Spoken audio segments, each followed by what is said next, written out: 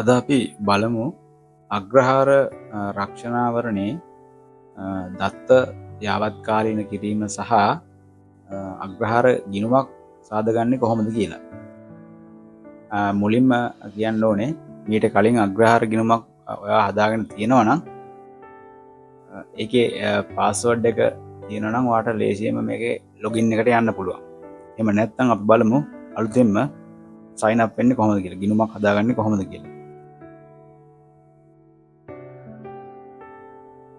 මුලින්ම අපි Google එකට ගිහිල්ලා ඒක අපි අග්‍රහාර member login කියලා type කරගමු.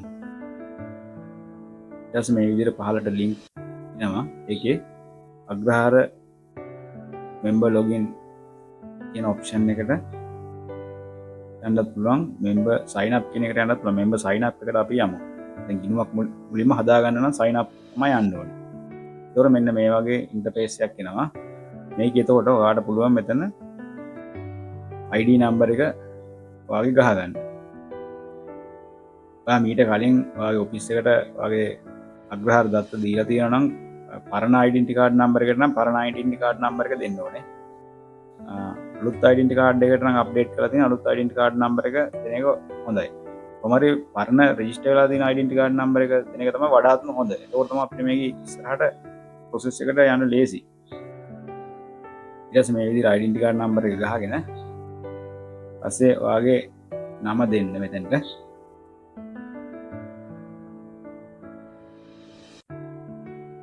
ඊට පස්සේ ඔයාට email address එකක් තියෙනවා. email address එක දෙන්න පුළුවන්. නැත්නම් ඔයාගේ phone number එක දෙන්න පුළුවන්.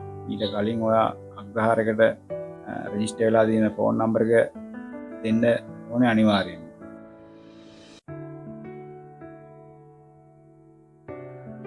මේ විදිහට දීලා sign up button එක ඔබන්න.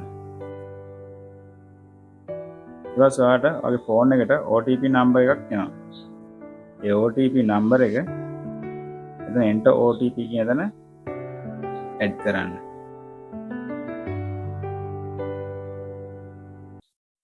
මේ විදිහට OTP number එක දීලා ඊට පස්සේ ඔයාට පුළුවන් ඔයාගේ අලුත් password එක මුලින්ම දැන් password එක create කරන්න නැන්නේ. ඔයාගේ password එක මෙතන enter කරන්න.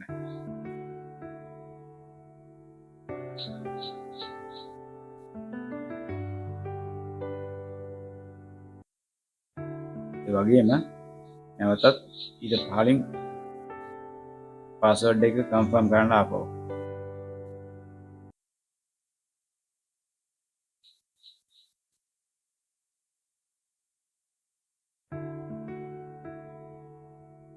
දැන් හොඳ strong password එකක් ගහන්න මතක තියාගන්න.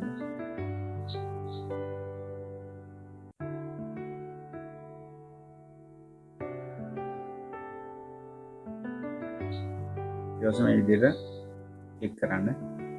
ඒතර ඔයාලට මෙන්න මේ විදිහට ඔයාගේ කලින් අප්ඩේට් වෙලා තියෙන දත්ත ටික මේ විදිහට පෙන්නනවා.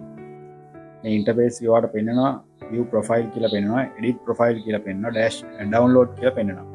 ඒතකොට දැන් ඔයාගේ දත්ත ටික edit කරන්නනේ අපි දැන් යන්නේ. ඒතකොට අපි යන්න ඕනේ edit profile කියන option එකට.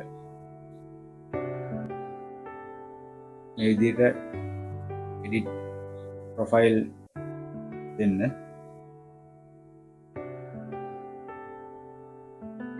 ඒතකොට මෙන්න මේ වගේ ඉන්ටර්ෆේස් එක එනවා. ඔයාගේ data add කරන්න. ඒක මේ තරු ලකුණක් දාලා තියෙන red mark එකකින් ඒ කියන්නේ ඒවා අනිවාර්යයෙන් fill කරන්න ඕනේ. star mark තියෙන red star mark තියෙන blank අනිවාර්යයෙන්ම fill කරන්න ඕනේ. ඒකදී ඔයාලට බලා ගන්න පුළුවන් name of initial, name in full විදිහට ඔයාගේ details ටික ඒ ටික විදිහට පුරව ගන්න. address එකත් ඒ විදිහට පුරව ගන්න ඕනේ.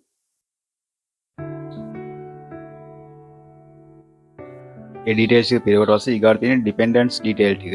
ඒ කියන්නේ ඔයාගේ යටතේ යැපෙන්නන්ගේ විස්තර. එතනදී spouse NIC කියලා තියෙනවා. ඒ කියන්නේ ඔයාගේ බිරිඳ හරි ස්වයං පුරුෂයාගේ හරි details එතන enter කරන්න ඕනේ.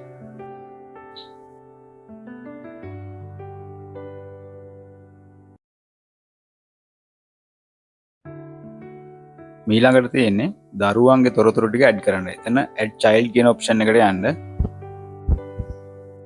ඒතර මෙන්න මේ විදිහට දරුවන්ගේ විස්තර ටික එන්ටර් කරන්න පුළුවන්. ඒකෙදි දරුවන්ගේ බර්ත් සර්ටිෆිකේට් වල නම්බර්ස් ටික අනිවාර්යෙන් එන්ටර් කරන්න ඕනේ. full name, date of birth, religion එක තියෙනවා. ඒ විදිහට දරුවෙක්ගේ data ටික එකතු කරලා පස්සේ ආයෙ ඊගාව දරුවගේ details දෙන්න නම් නැවත add child කියන තැනට යන්න ඕනේ. එතකොට එකින් එක දරුවෝ ඉන්න ප්‍රමාණය අනුව අපිට add කරගන්න පුළුවන් මේ option එක හරහා.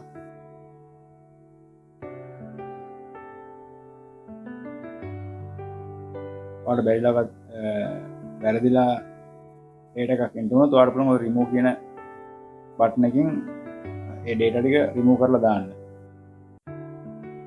කොහොදුරට විවාහක දරුවෝ මේකට ඇතුළත් කරන්න නැහැ.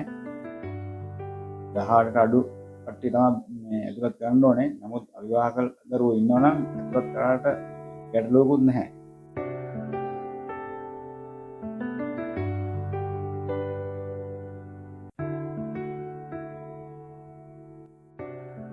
ඊළඟට ඔයාලට පුරවන්න තියෙන්නේ parents ලගේ details ටික. ඒකෙදි parents ලගේ details දෙන්න සාමාන්‍යයෙන් ඔයා අවිවාහක කෙනෙක් නම් ඒ වෙලාවට parents ලගේ details ටික දෙන්න. parents ලගේ data enter කරාට පස්සේ ඊගාව step එක තමයි bank account details ටික දෙන්න ඕනේ. ඒකෙත් හරියටම ඔයාගේ account number එකයි bank එකයි branch එකයි හරියටම දෙන්න. මොකද ඔයාගේ insurance එකක් claim කරනකොට ඔයාට අනිවාර්යයෙන්ම මේ ඔයාගේ account එකට තමයි මුදල් බැර වෙන්නේ අග්‍රහාරකින්. ඒ හින්දා හරියම account number එක දෙන්න හරියටම. ඒ detail ටික fill කරාට පස්සේ submit button එක තමයි දෙන්න ඕනේ. මේ විදිහට submit කරගන්න.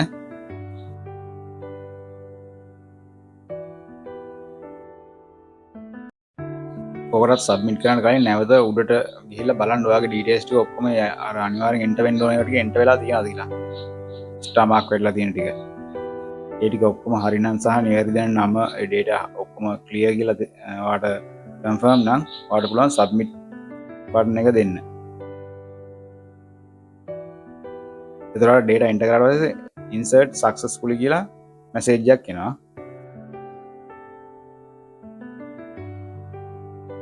ඒ message එක ඊට පස්සේ ඔයාලට පුළුවන් okay කරන්න. එතනින් enter කිරීම ඉවර නැහැ. ඊට පස්සේ ඔයා නැවතත් okay දුන්නාට පස්සේ ඔයා ආපහු ඔයාලට බලා ගන්න පුළුවන් ඔයා fill කරපු application එක. ඊට පස්සේ ඔයා ආපහු පහළට ඇවිල්ලා බලන්න.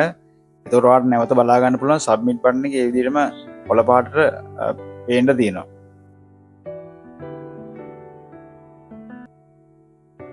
ඔයා නැවතත් ඒ green color submit button එක submit කරන්න නැවතත්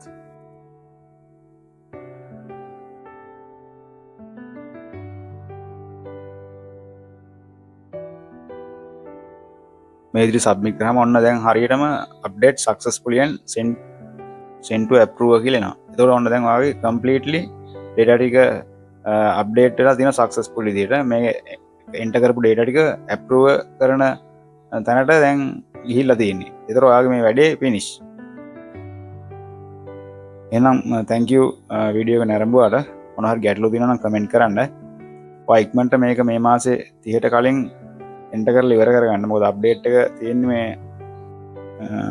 ජූනි 30 වෙනකන් විතරයි. ආයෙ එක්ස්ටෙන්ඩ් කරයිද දන්නේ නැහැ. කොහොමදත් ඔයාගේ data ටික එන්ටර් කරලා තියාගන්න. දැන් ඔයාලට බලන්න පුළුවන් මේක ආපහු නැවතත් උඩට ස්ක්‍රෝල් කරාම ඔයාලට බලා ගන්න පුළුවන් ඔයා දැන් මේකේ මේ එන්ටර් කරපු data ටිකේ අපිට සම්පූර්ණ summary ගන්න පුළුවන්. ඒකෙදි මේ view profile කියන තැනට ගියාට පස්සේ මේ print කියලා තියෙන option එකක් තියෙන්නේ. print option එකට ගියාට පස්සේ ඔයාලට සම්පූර්ණයෙන්ම අපි දැන් මේ fill කරපු එකේ details ටික ඔක්කොම මේකේ පෙන්නනවා. ඒකෝට දැන් ඔයාලට මේකේ copy එකක් තියාගන්න පුළුවන්. print button එකට ගියාට පස්සේ මෙන්න මේ විදිහට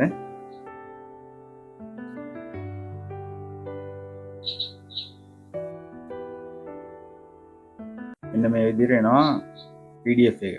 ඔයාලට මේක download කරලා තියාගන්න පුළුවන්.